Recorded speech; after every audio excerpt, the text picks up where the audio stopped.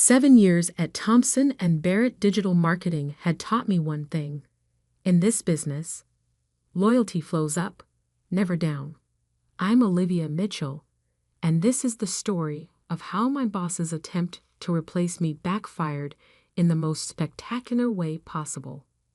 The Maxwell account needs the new campaign proposal by Friday, Robert Barrett announced, barely looking up from his phone as he strode past my desk. And I want you to bring Jessica up to speed on everything.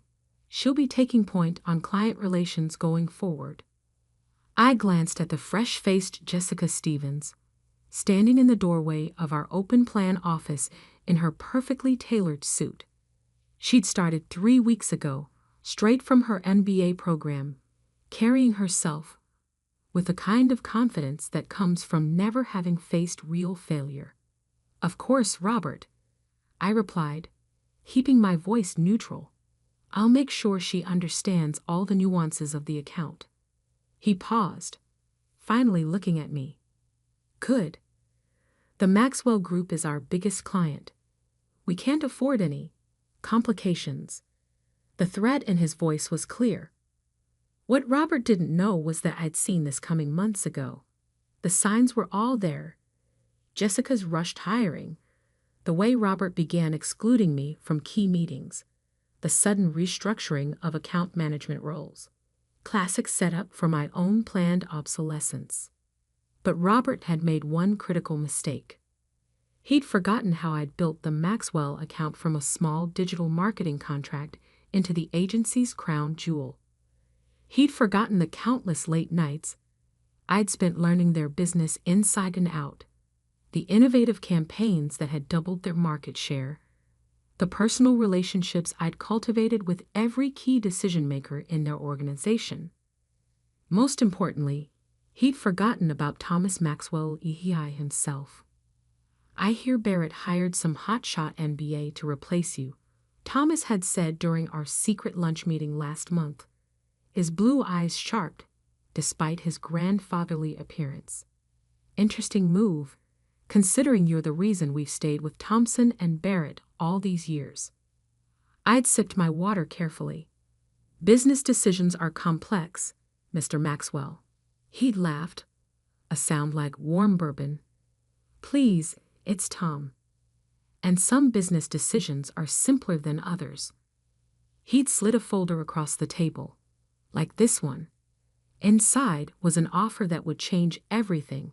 Partnership in Maxwell's new venture capital firm, heading their digital strategy division. The salary was triple what I made at Thompson and Barrett. The equity stake was worth even more. You've got vision, Olivia, Tom had said. You understand that digital marketing isn't just about trending hashtags and viral videos. It's about seeing patterns, predicting where markets are heading, and positioning clients ahead of the curve. That's what we need in our investment team. Now, watching Jessica settle into the desk Robert had positioned right next to mine, I thought about the other folder hidden in my desk drawer. The one containing every innovative strategy I'd developed for the Maxwell account over the years. Strategies I'd carefully documented as my personal intellectual property, created outside of work hours. So, Jessica chirped, should we start with the basic account overview? I smiled, remembering how Robert had preened when introducing her as a top MBA graduate with fresh perspectives. He'd conveniently forgotten to mention my own MBA, completed at night while working full-time, or my published articles on digital marketing innovation. Actually, I said, pulling up the Maxwell files, let's start with their market positioning strategy. It's complex. For the next 4 hours, I walked Jessica through layers of data, analytics, and strategic planning that made her eyes glaze over. Robert had hired her to replace me, but he hadn't considered one crucial detail. You can't replace 7 years of expertise with 3 weeks of orientation. This is a lot, Jessica admitted, staring at the campaign metrics spreadsheet. How do you keep track of all these moving parts? Experience, I said simply, and understanding that every number tells a story. My phone buzzed, a message from Tom Maxwell. Board meeting tomorrow, 10 a.m. Everything in place? I glanced at Robert's office, where he was undoubtedly planning my eventual exit. He thought he was orchestrating a smooth transition. He had no idea he was actually setting the stage for his own comeuppance. Just remember, I told Jessica, tomorrow's presentation to the Maxwell board is crucial.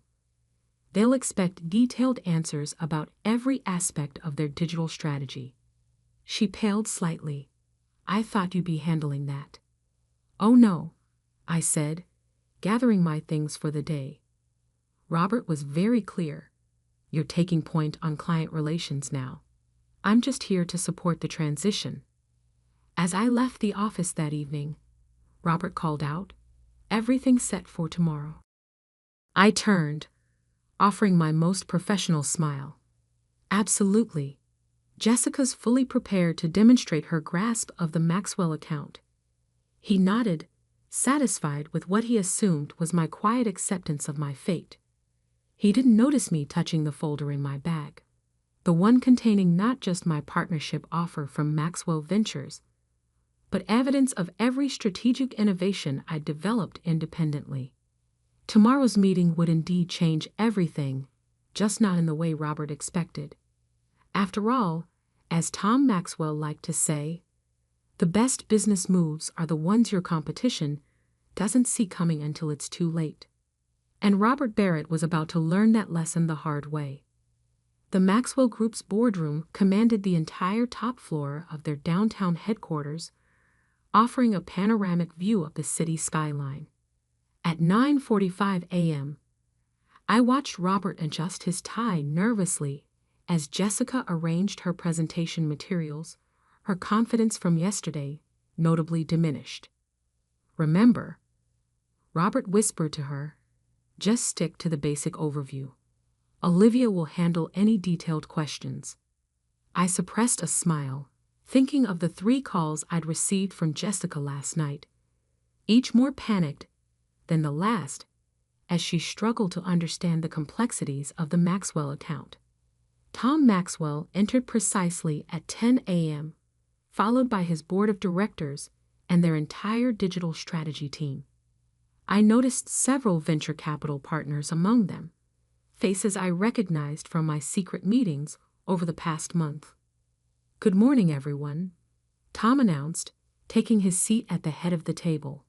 Today we're reviewing our digital marketing strategy and discussing some exciting new directions for the Maxwell Group. His eyes met mine briefly.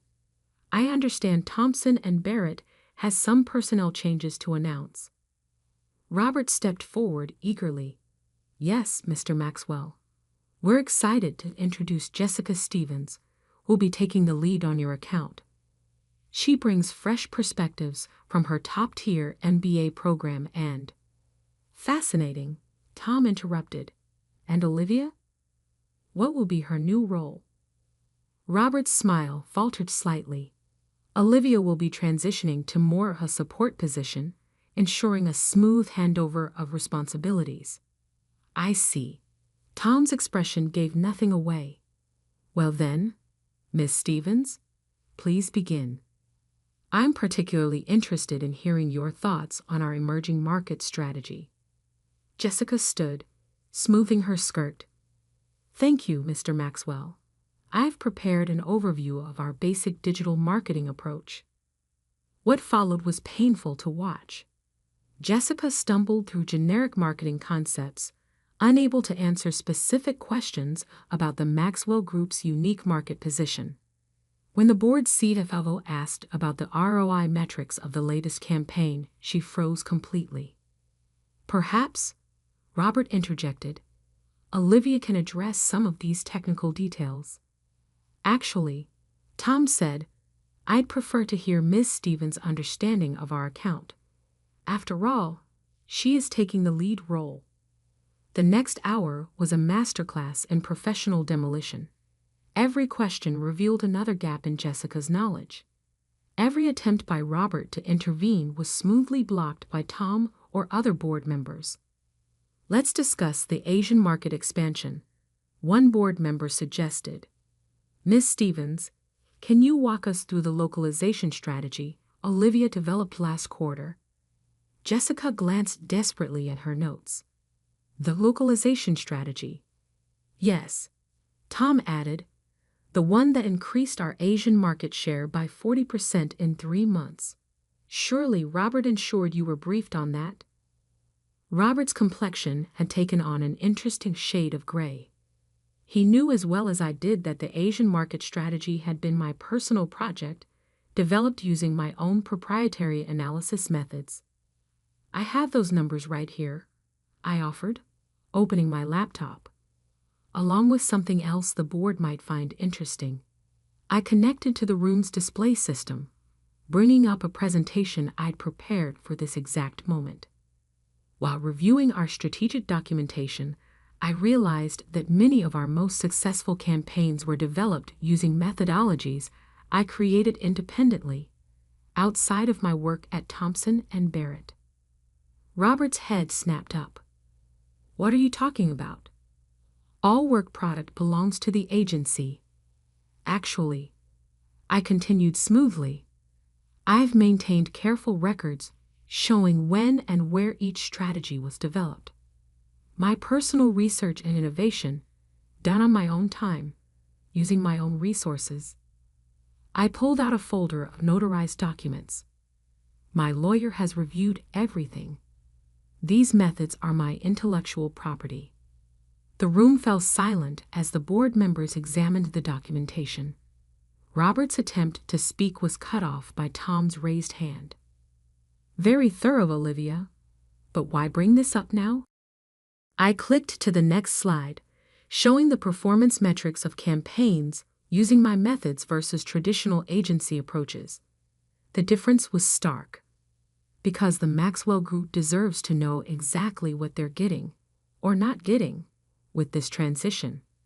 These strategies, these innovations that drove your recent success, they're not part of the standard Thompson and Barrett playbook. They're mine. This is ridiculous, Robert sputtered. You can't just. Actually, she can, interrupted a new voice. Sarah Martinez, the board's legal counsel, had been quietly reviewing my documentation. These development timestamps and registrations are quite clear. Ms. Mitchell owns these methodologies. Which means, Tom added, his eyes twinkling, we need to discuss the future of our digital marketing strategy. All of it.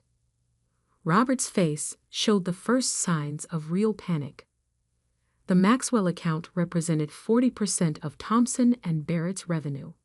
Without my strategies, without my relationship with the board, I think, Tom continued, we should take a brief recess.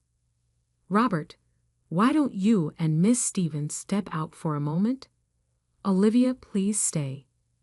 The board has some questions about your methodologies. As Robert and Jessica were escorted out, I caught a glimpse of their shell-shocked expressions. Through the boardroom's glass walls, I watched them huddle in the waiting area, Robert gesturing frantically as he pulled out his phone. Well played, Tom murmured as the board members chatted among themselves. Though I suspect Robert hasn't realized yet that this is just the opening move. I smiled, thinking of the partnership agreement in my briefcase, ready to be signed. Sometimes the best strategies aren't about the immediate victory. They're about positioning for what comes next. Tom finished, nodding approvingly. Speaking of which, he gestured to his assistant, who began distributing folders to the board members. The Maxwell Group's logo was embossed on each folder, alongside the words, Digital Innovation Division. My new department, once everything was finalized. Through the glass, I could see Robert pacing, probably calling Thompson and Barrett's senior partners. He still thought this was about keeping the Maxwell account. He had no idea that in the next hour, his agency's entire digital strategy department, the one he'd built his reputation on, would be revealed as dependent on methods they no longer had the right to use. Tom stood, addressing the board. "Shall we begin the real meeting?" I opened my laptop, ready to present my vision for Maxwell's digital future. Robert had taught me one valuable lesson over the years. In business, like in chess, the winning move isn't the first one you make.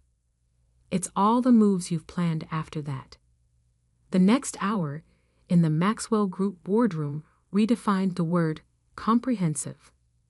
I walked the board through every aspect of my digital innovation strategy, not just marketing plans, but an entire ecosystem of digital transformation that would position Maxwell Ventures at the forefront of the industry. These algorithms don't just predict market trends, I explained, displaying complex data visualizations. They identify emerging opportunities before they become obvious to traditional analysts. That's how we achieved that 40% growth in Asia, by seeing patterns others missed. The board members were fully engaged, asking detailed questions about implementation timelines and resource requirements. Through the glass walls, I could see Robert still pacing, his phone practically glued to his ear. "And you developed all of this independently?" Sarah Martinez, the legal counsel, asked. "Every bit," I confirmed, pulling up my documented development timeline.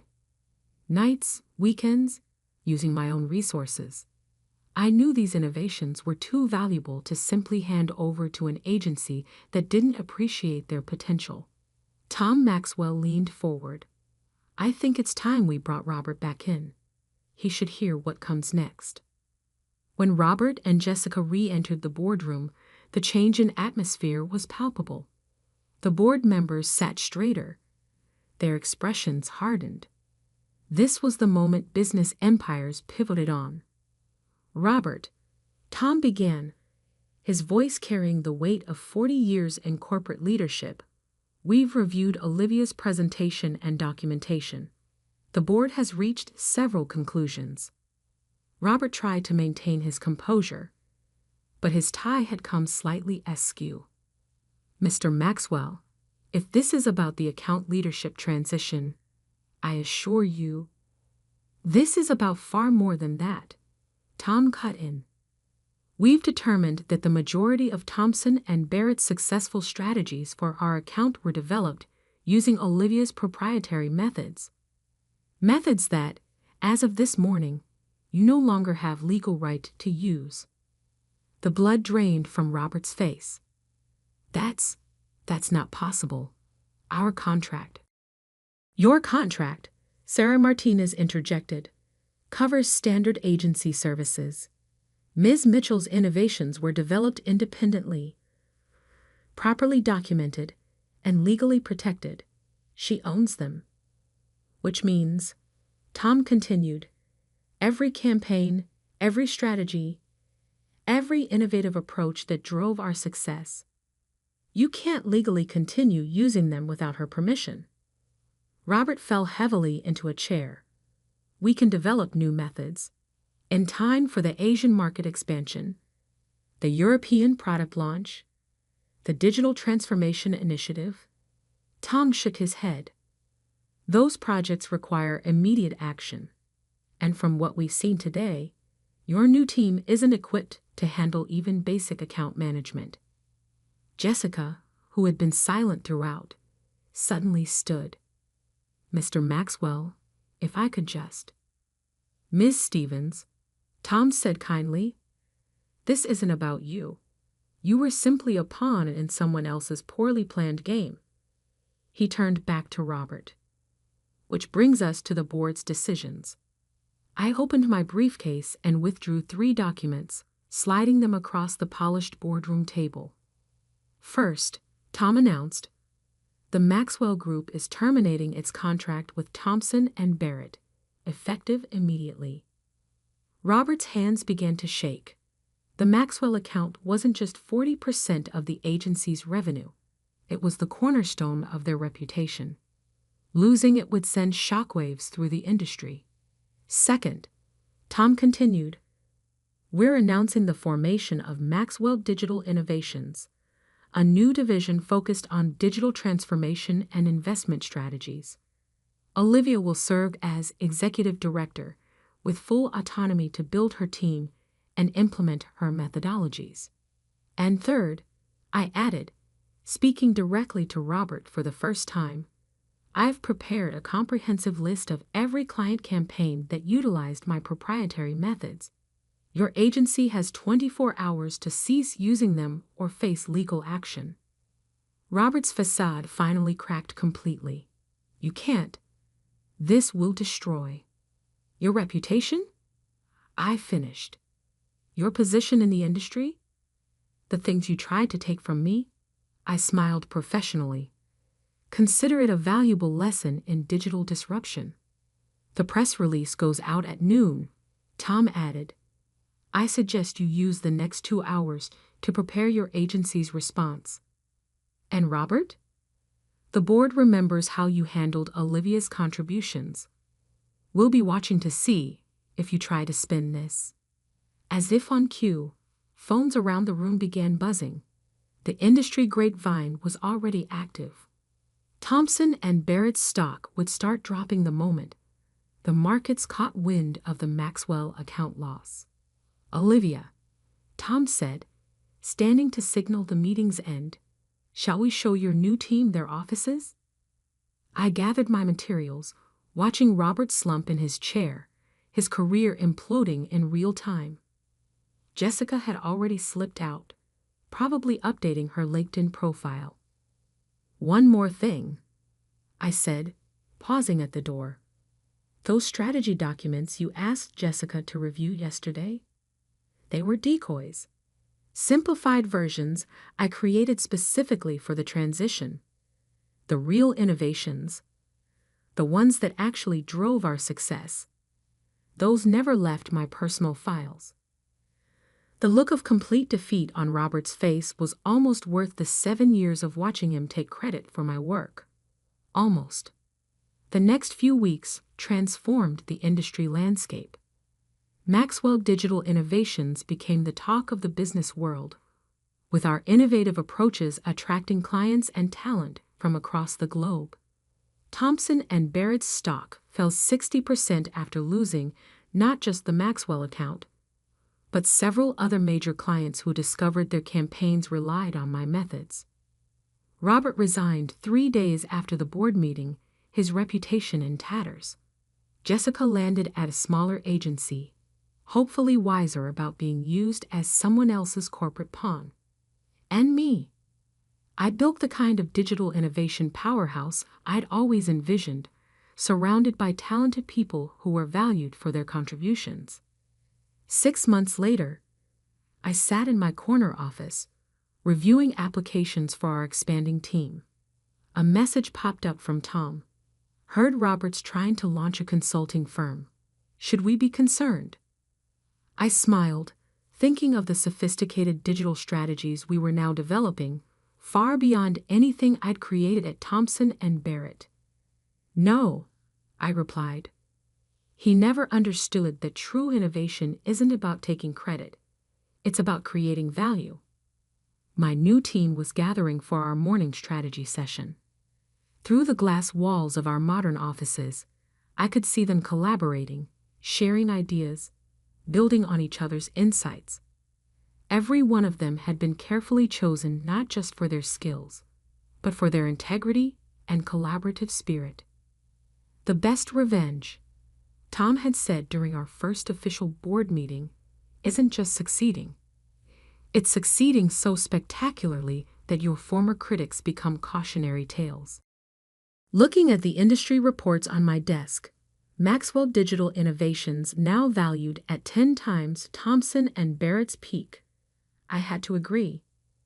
Robert had tried to sideline me, to take credit for my innovations, to replace me with someone he could control. Instead, He'd inadvertently pushed me to create something far beyond anything he could have imagined. Something built on real innovation, true collaboration, and the understanding that the best business strategies aren't about quick wins or taking credit. They're about building something that lasts. Last week, a junior analyst stopped by my office. "I heard about what happened at your old agency," she said. "How do you prevent something like that here?" I showed her our innovation tracking system, where every team member's contributions were documented and credited, where collaboration was rewarded more highly than individual acclaim, where value was measured not by who could take credit, but by what we could create together. "The truth is," I told her, "the best protection against corporate betrayal isn't revenge. It's building a culture where such betrayal becomes impossible." She nodded thoughtfully, then hesitated. "And the rules about documenting our independent innovations." I smiled, thinking of that leather folder that had changed everything. Document everything. Protect your work. But most importantly, create something so valuable that anyone who tries to steal it only reveals their own limitations. As she left, I glanced at the framed article on my wall. Maxwell Digital Innovations, Redefining the Future of Digital Strategy. Below it sat a small plaque with the words that had become our division's unofficial motto: "Innovation protected is power preserved. Innovation shared is power multiplied." Robert had taught me that lesson, though not in the way he intended. And somewhere out there, struggling to rebuild his career, he was still learning it.